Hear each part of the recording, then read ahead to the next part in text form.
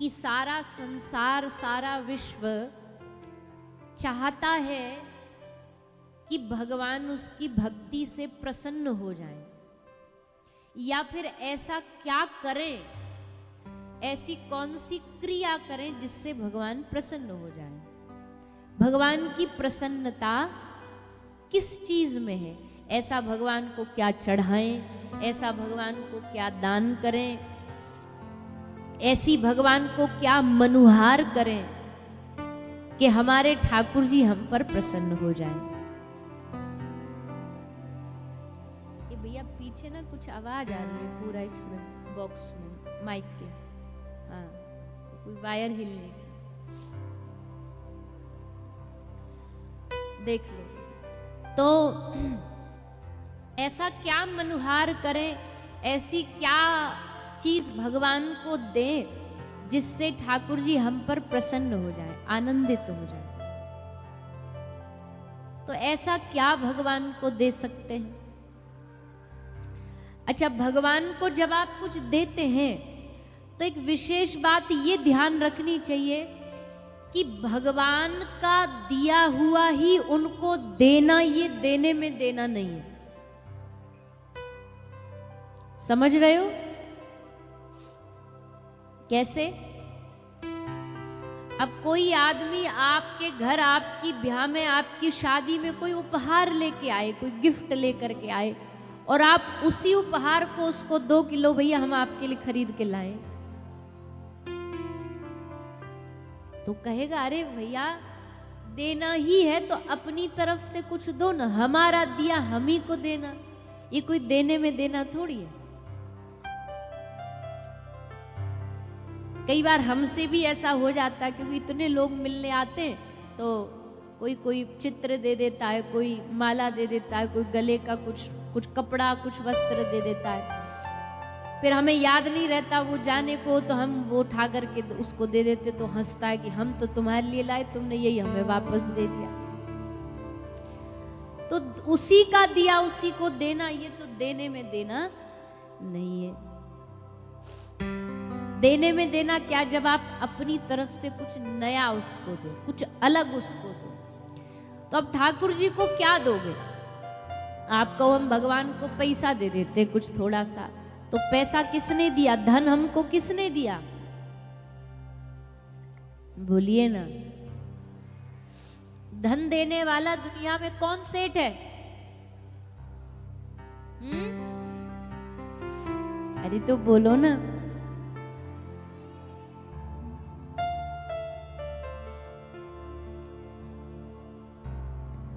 सांवरिया है सेठ मारी राधा जी सेठानी है, सांवरिया है सेठ मारी राधा जी सेठानी है, सांवरिया है सेठ मारी राधा जी सेठानी है, सांवरिया है सेठ मारी राधा जी सेठानी है। सांवरिया सेठ भैया, सेठों का सेठ तो आपके राजस्थान में बैठा है, बड़ा पैसा वाला सेठ है। वैसे तो वो सेठ है ही दुनिया भर का, और वैसे भी मालदार है एकदम। जब सांवरिया सेठ की गुल्लक खुलती है ना, तो सारी दुनिया में ब्रेकिंग न्यूज बन जाती है। जैसे खुली गुल्लक, अरे इतना इतना चढ़ावा, इतना चढ़ा, अरे इतना चढ़ावा, सारी दुनिया भी उसको चढ़ जाए तो भी कम है, क्योंकि वो सेठों का सेठ है। सेठों का सेठ सांवरिया सेठ, बाकी सब डुप्लीकेट, बाकी सब नकली पेट वाले सेठ है, सब झूठे सेठ हैं। तन के चलते सेठ बने फिरे। कोई नहीं है भैया दुनिया में सेठ ठाकुर जी के अलावा। हम अपने आप को सेठ समझने लगते हैं, नेक्स्ट सा पैसा आ गया, नेक्स्ट सा कोई कुर्सी हमको मिल गई, पद मिल गया, तो घमंड में तन के चलेंगे एकदम। पर सब नकली है, सब नकली सेठ है। असली सेठ तो सांवरिया सेठ है, असली बॉस तो वही है, असली मालिक तो वही है, बाकी तो सब उसके चाकर हैं, सब उसके नौकर हैं, सब उसके दास हैं। सेठ सेठानी है। कभी कभी ठाकुर जी सेठ बन करके आते हैं भक्तों के पास। भक्तमाल जी में एक भक्त हुए, बहुत प्यारी कथा है, अभी याद आ गई है इसलिए सिर्फ उदाहरण दे रहे, पूरी नहीं सुनाएंगे। पर एक हरिपाल नाम के ठाकुर जी के भक्त हुए। हरिपाल, पहले तो उनका नाम सिर्फ हरिपाल था, बाद में उनका नाम हरिपाल डाकू के नाम से मशहूर हुआ। क्यों? पहले तो वो संत प्रवृत्ति के साधु, उनका नियम था कि घर पे कितने भी साधु आ जाएं, सब साधुओं को हम भोजन पवाएंगे। तो अब संतों को तो पता लग गया कि हरिपाल भक्त के घर भोजन करने चले जाओ, खाली पेट नहीं आओगे, खवा के ही भेजेगा। तो वहां तो रोज लाइन लगी रहती, रोज रोज गिनती बढ़ती गई संतों की। अब बढ़ती गई, उधर संतों की गिनती बढ़ती गई, इधर इनका धन जो कमाया था वो धीरे धीरे कम होता चला गया, सब साधु सेवा में लगा दिया। फिर एक दिन आया, धन खत्म हो गया, अब क्या करें, साधु सेवा कैसे करें। इनकी पत्नी बड़ी धर्मपरायणा थी, उसने कहा स्वामी एक काम करो, साधु सेवा नहीं रुकनी चाहिए, पर पैसा तो है नहीं। बोले मेरे पास मेरे मायके से जितने जेवर जवाहरात आए ना, सब दे करके राशन ले आओ और संतों की सेवा करो। तो उन्होंने अपने शरीर के गहने तक सब उतार के दे दिए। कुछ दिन उससे सेवा चली, अब वो भी खत्म हो गया। अब काय से साधु सेवा करें। अब सुनो नई बात, अच्छा ये सबको सुनने वाली कथा है, इसको कॉपी मत करना, कॉपी करोगे डंडे पड़ेंगे। क्या किया हरिपाल भक्त ने? अब साधु सेवा करने के लिए चोरी शुरू कर दी, चोरी करने लगे। बोले सब सेठ भर भर तिजोरी रखे बैठे, इनका धन इनसे तो लगेगा नहीं, हम चुरा चुरा के इनके यहाँ से लाएंगे, साधु सेवा में लगाएंगे। साधु सेवा में इतनी रुचि थी उनकी, इसलिए हमने कहा ना सब कोई कॉपी नहीं कर सकता। वो साधु सेवा में डूबे थे, इसलिए उनके लिए चोरी भी धर्म था। और ऐसी चोरी करते कि गांव के जो लोग हैं ना, वो रोज रात को सोने से पहले भगवान से मांगते थे। दुनिया मांगती हमारे घर चोर ना आ जाए, और उस गांव के लोग मांगते थे प्रभु कृपा कर दो, आज हमारा नंबर लग जाए, आज हमारे घर चोरी हो जाए, ताकि हमारा धन जो है वो साधु सेवा में लग जाए। लगा तो हम भी सकते हैं, पर एक सच्चे वैष्णव के माध्यम से लगेगा तो उसका फल कई गुना होगा। तो घर की तिजोरी खोल देते थे गांव के लोग, खोल खोल के सोते थे, ताला खोल के सोते थे, चोरी करने लगे, फिर डकैती करने लगे, डाका डालने लगे। एक बार घर में बड़े सारे साधु आ गए, अब एक अन्न का दाना नहीं, सोचा चलो कोई ग्राहक पकड़ के लाओ, डकैती करके लाओ। चले गए जंगल में, कोई नहीं मिला, सुबह से शाम हो गई, कोई नहीं मिला। तब ठाकुर जी ने देखा कि भैया हमारा भक्त सुबह से खड़ा है, साधु भी भूखे रह जाएंगे और इसका संकल्प भी रह जाएगा। लक्ष्मी जी संग बैठी थी, लक्ष्मी जी ने कहा नाथ आज आप बड़े सैड सैड से लग रहे हो, बड़े उदास निराश से लग रहे हो, क्या हुआ, क्या बात है? बोले देवी हमारा एक भक्त आशा में खड़ा हुआ है। बोले चाहता क्या है? बोले लूटना चाहता है, इसलिए हम चाहते आप हमारे साथ चलो। लक्ष्मी जी ने बोला कहाँ चलो? बोले लूटने चलो, आप और हम आज लूटने चलेंगे। और भैया एक बात बताएं, अगर तुम्हारे हृदय में भगवान को लूटने का भी भाव आ जाए ना, तो ये प्रभु तो इतना दयालु है, लूटने को भी तैयार है, बस कोई लूटने वाला चाहिए। ठाकुर जी लक्ष्मी मैया से कह रहे हैं आज जितने भी अपनी हैवी हैवी ज्वेलरी है ना, जितने हैवी महंगे भारी भारी नेकलेस है, सब पहन लो, सोने वाले हीरे जवाहरात वाले, एक ही बार में इतना दे आएंगे भक्त को कि सब माला माल हो जाए। तो भैया आज श्री ठाकुर जी, श्री नारायण भगवान और माता लक्ष्मी सेठ सेठानी बन करके लुटने आए हरिपाल भक्त के पास, और हरिपाल भक्त ने फिर सेठ सेठानी को लूटा। तो सेठ सेठानी से हमें ये कथा याद आ गई कि हरिपाल भक्त पर कृपा करने के लिए ठाकुर जी सेठ बन करके आए, अपना सर्वस्व लुटा दिया। और वैसे भी दुनिया में हम भी भैया जो खा रहे हैं, जो पी रहे हैं, हमारा अपना कुछ भी नहीं है, क्योंकि संसार में जब आए थे तो एक जोड़ी कपड़ा भी पहन के नहीं आए, नंगे पैदा हुए थे। उसके बाद जो भी मिला, जो भी हमको दिया, उसी ठाकुर जी ने दिया, अपनी कृपा से दिया। अब धन उसने दिया, कपड़ा, मकान, दुकान सब उसने दिया। अब आप क्या ठाकुर जी को दे सकते हो? जो कुछ आपका अपना हो, जो भगवान का दिया ना, जो आप दे रहे हो। पूछा, भैया श्रीनाथ जी प्यारे को, संवरिया सेठ को, चतुर्भुजनाथ को, जितने भी बांके बिहारी लाल, राधा रमन लाल, इनको कैसे खुश करोगे? पैसे से? बोले नहीं। प्रतिष्ठा से नहीं, पद से नहीं, ये सब बेकार है। पैसा, प्रतिष्ठा, पर एक पे है जिससे ठाकुर जी पाए जा सकते हैं। कौन सी? गोस्वामी तुलसीदास जी दावा तुलसी लिखते हैं, राम ही केवल। मीराबाई सातो प्रेम दीवानी है, प्रेम उनके रोम रोम में बसा हुआ है, उनके चित्त में, उनके हृदय में कूट कूट करके बसा हुआ है। तो राम ही केवल प्रेम प्यारा, केवल प्रेम से भगवान को पाया जा सकता है।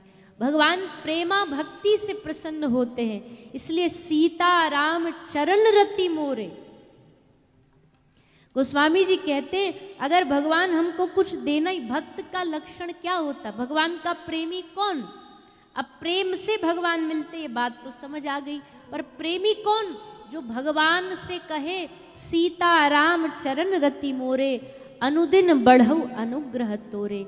यानी कि उसके हृदय में सीता राम जी का, राधे श्याम जी का, श्रीनाथ जी का, ठाकुर जी के चरण उसके हृदय में बस जाएं, हमारे हृदय में ठाकुर जी के चरण बस जाएं, ऐसा जो मांगेगा वही भगवान का प्रेमी बन सकता, वही भगवान का प्यारा बन सकता।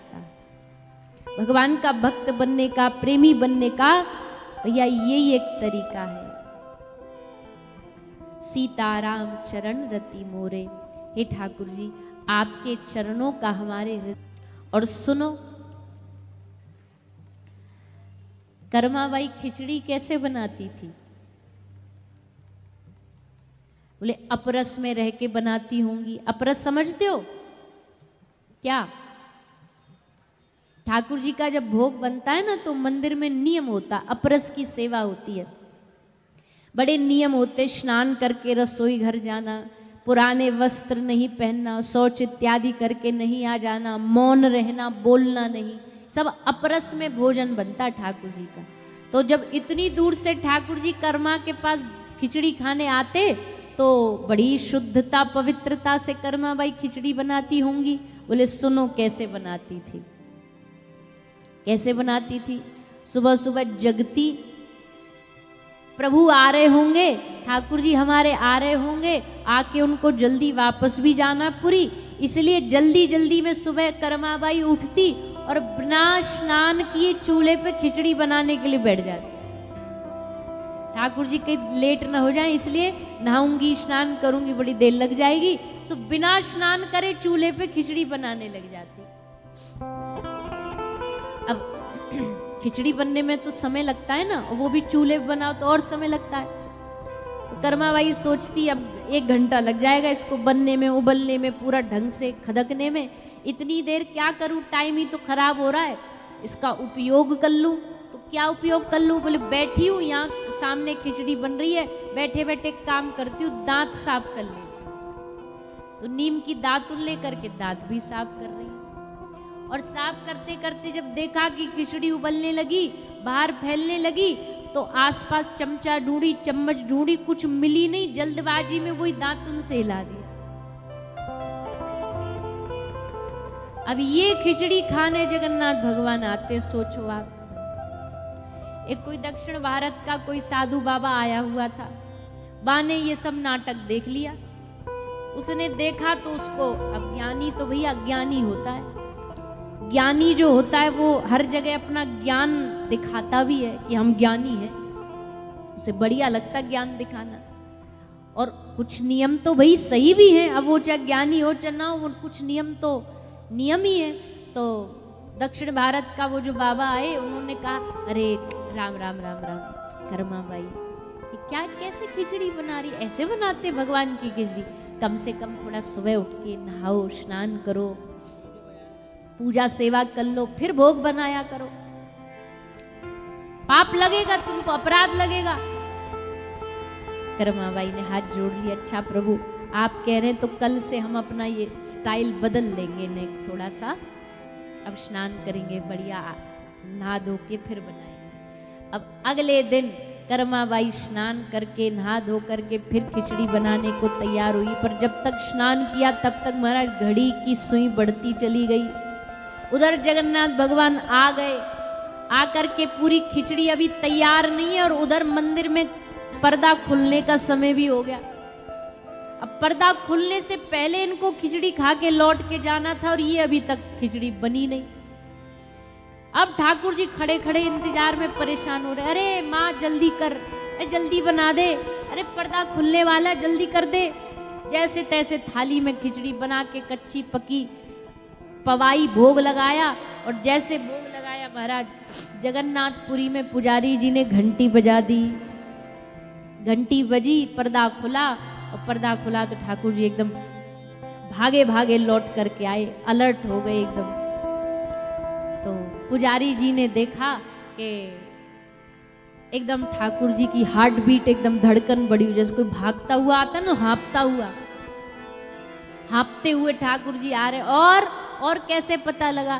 बोले ठाकुर जी के पूरे मुंह पे जल्दबाजी में मुंह पे पूरे में खिचड़ी लगी हुई है, धो नहीं पाए, मुंह कुल्ला ना कर पाए, ऐसे ही भगे आ गए कि पर्दा खुल जाए। पुजारी जी समझ गए, हंस के बोले ठाकुर जी को, प्रभु आज कहाँ लीला करके आ रहे हो, क्या खेल चल रहा है आपका? ठाकुर जी बोले पुजारी जी बस पूछो मत, आज बढ़िया फंसे, और फंसाए भी किसने? उस साधु बाबा जी ने, उसको पकड़ के लाओ मेरे पास। बड़ा ज्ञान दे करके आया कर्माबाई को। अब हम तो जा नहीं सकते, हम जाएंगे तो हड़कंप मच जाएगा, एक काम करो पुजारी जी, हमारा एक काम कर दो। बोले प्रभु बताइए क्या काम करे? बोले उस साधु बाबा जी की पहले क्लास लगा के आओ हमारी तरफ से। अच्छे खासा टाइम टेबल बिगाड़ दिया हमारा, सब बढ़िया चल रहा था, टाइम टेबल से जाते थे, खिचड़ी खा के उत्थापन से पहले पहले यहाँ आ जाते थे।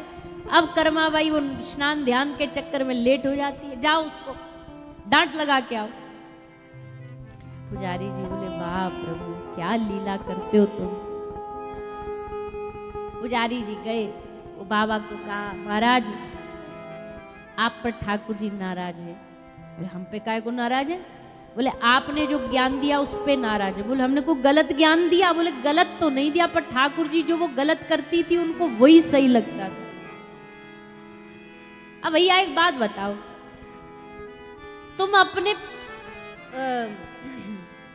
आंसर शीट में, परीक्षा की आंसर शीट में तुम चाहे कितना भी गलत उत्तर लिख दो, पर मास्टर जी ने अगर पूरे नंबर देने का सोच ही लिया है तो फिर उस गलत को कौन गलत बोले? जब मास्टर जी ने सोच ही लिया कि भाई पास करना है इसको, चाहे गलत लिखे चाहे सही लिखे। वैसे ही हमारे ठाकुर जी हैं, ये ठाकुर जी गलतियों को नहीं देखते। जब इन्होंने देख लिया ना ये मेरा प्यारा ये भक्त ऐसे पास करना है तो पास करना है, फिर चाहे गलत करे चाहे सही करे। और कभी कभी गलती प्रेम में मजा देती है, कभी कभी भूल प्रेम को और बढ़ा देती है। प्रेम नियमों का विषय नहीं है, प्रेम तो हृदय का विषय, भावना का विषय है। कभी कभी प्रेम में भूल मजा देती है। हाँ पर शर्त है भैया प्रेम ही होना चाहिए। अब कल को आप जा करके बिना नहाए भोग बनाने लगो कि व्यास जी आए थे हमारे गांव में, ऐसे ऐसे बोल के गए थे, कर्माबाई पे ठाकुर जी ऐसे ही दीजिए थे, हम भी बिना नहाए बनाएंगे। तुम तो मरोगे ही मरोगे, हमें भी लुटिया डुबा दोगे हमारी। ठाकुर जी हमसे पूछेंगे कि तुम बड़े माइक पे ज्ञान बांट के आई थी इधर, किसने कहा था इनको ये बताने के लिए बिना स्नान करे? वो कर्माबाई थी, वो भाव में डूबी थी, भाव में डूबी थी, और वो जो हो रहा था सब भाव में हो रहा था। अब शबरी मैया ने झूठे बेर खिला दिए तो क्या हम खिला सकते? हमारा स्थिति, हमारा सामर्थ्य अभी उतना नहीं है। हमें अपने सामर्थ्य अनुसार चलना चाहिए। कर्माबाई खिला सकती है, कर्माबाई बिना स्नान करे भी खिचड़ी बना रही है, और ठाकुर जी 56 भोग जो पवित्रता से बने वो छोड़ करके कर्मा की खिचड़ी खाने आए। सोचो, इसलिए तो गोसाई जी ने कहा राम हु सो जानन हारा। भैया, इस प्रेम के बलबूते ही आप ठाकुर जी को पा सकते हो। प्रेम के वशीभूत ही ठाकुर जी तुम तक आएंगे, ठाकुर जी तुम्हें अपना बनाएंगे। बहुत अच्छा है, बहुत अच्छा है अगर आप अपने नियम अनुसार भगवान की पूजा कर रहे हो, ग्रंथ शास्त्र अनुसार पूजा कर रहे हो, नियम निभा रहे हो, बहुत बढ़िया है। पर कभी कभी ऐसा समय भी आना चाहिए कि जब नियम नहीं, केवल दिल बोले, जब मन बोले, मन का प्रेम बोले। घर में अच्छा नियम बाहर तो अच्छे लगते हैं, नियम बाहर तो बढ़िया लगते हैं, पर अगर घर में भी कोई 24 घंटे ये कहे कि भैया तुम्हें नियम में रहना है, एकदम अटेंशन, कोई आ गया सावधान की मुद्रा में खड़े हो जाओ, सल्यूट मारो घर वालों को, तो आप पक जाओगे। अरे घर है कि ये जेल है? घर में तो भैया घर जैसे रहते, स्वतंत्रता से रहते, मन मर्जी से रहते। वैसे ही ठाकुर जी के संग नियम निभाओ, पर एक समय ऐसा आएगा जब नियम खत्म हो जाएंगे, बाकी शेष बचेगा तो केवल और केवल मन का भाव बचेगा। इसलिए भैया हम प्रेम की धरती पर बैठे। राजस्थान हमको लगता है प्रेम की धरती है, क्यों? क्योंकि यहाँ प्रेम दीवानी श्री मीराबाई का प्रागट्य हुआ। तो आप सब लोगन से बेहतर प्रेम कौन समझ सकता है? बताइए, आपसे बेहतर प्रेम कौन समझ सकता है? प्रेम में दीवाना होकर के मीरा दौड़ी दौड़ी राजस्थान से गिरधर को ढूंढती ढूंढती वृंदावन धाम की धरती पर पहुंच गई। और वहां वृंदावन में उनको क्या दिखा?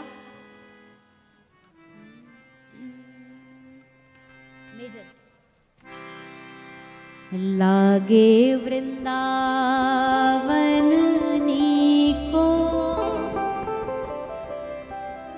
आली महने, लागे वृंदावन नीको, लागे वृंदावन नीको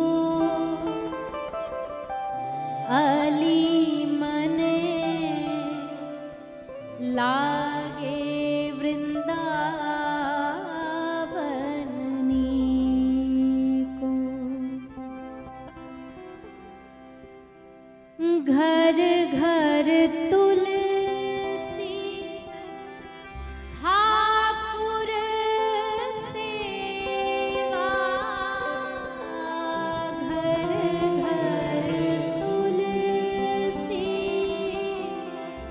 ठाकुर सेवा, घर घर तुलसी ठाकुर सेवा,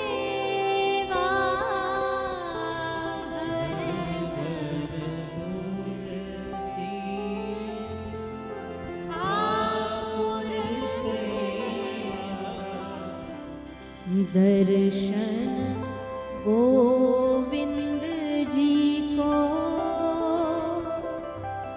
अली मने, लागे वृंदावन नीको, दर्शन गोविंद जी को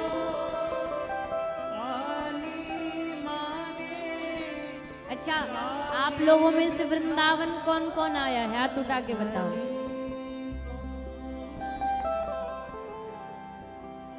अभी बहुत सारे लोग बाकी हो,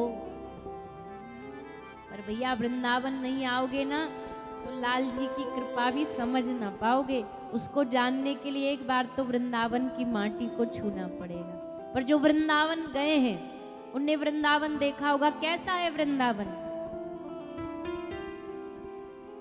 एक तो हमने अपनी दृष्टि से वृंदावन देखा है, एक मीराबाई सा के समय का वृंदावन कैसा है।